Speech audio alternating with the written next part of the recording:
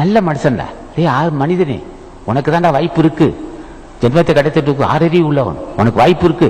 முறையோட போ, முறையில்லாம போயிடாது. அப்படிதான் இந்த அதிகாரத்தை வச்சிருக்கான். அப்ப அந்த அளவு அறிந்து கொள்ள வேண்டும். அளவு அறிந்தானே இதயத்தை தூய்மை இருக்கும்.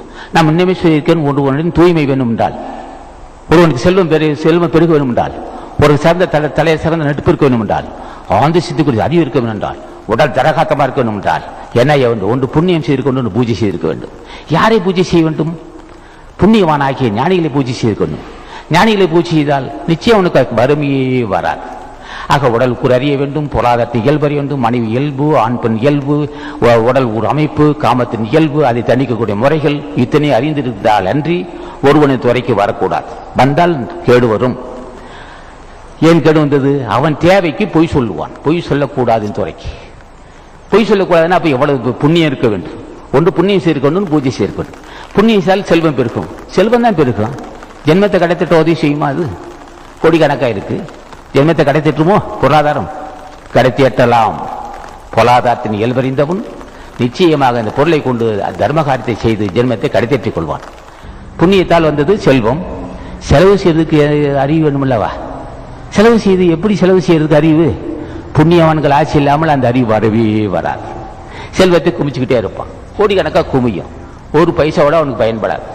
அவன் வெறுங்கையா போவான். என்ன காரணம்? தக்க ஆசான் இல்லாத குறையும், சிறந்த அறிவில்லாத காரணமும், தலைவன் ஆட்சி இல்லாத காரணத்தினால் வந்த பொருளை இறுக பற்றி கொண்டு தானும் முன்னேற முடியாமல், ஜென்மத்தை கடத்தேற்ற முடியாமல் வாழ்க்கை வீணா போன மக்கள் வெகு பேர் இருக்கிறான். ஈத்துவக்கு இன்பம் அறியார்க்குள் தாமுடைமை வைத்திலக்கும் வன்கணவர்னா. ஈத்துவக்கு இன்பம் அறியார்க்குள் பிறர் கொடுத்து புண்ணியவான் நல்லார், பசி உள்ளவன், உடையில்லாதவன், திருமணத்துக்கு பணம் கேட்கிறவன், எந்த வகையிலாவது இனிமே பேசும்போது ஒரு தர்மம் தான். எந்த வகையிலாவது பிறருக்கு பயனுள்ளவன வாழ்ந்து பல பேர் புண்ணியவான் புண்ணியவான் புண்ணியவான் சொல்ல சொல்ல ஆன்மாவுக்கு வல்லமை வரும். ஆன்மாவுக்கு ஒரு தெளிவு வரும். அவனுடைய மனவு எல்லா மக்களும் புண்ணியவான் புண்ணியவான் புண்ணியவான் புண்ணியவான் சொல்ல சொல்ல சொல்ல ஆன்மாவுக்கு ஒரு உரை ஏற்படும். ஆன்மாவுக்கு ஒரு ஆற்றல் வரும். ஆன்மா ஆற்றல் அறிவாற்றல் உண்டு பண்ணும்.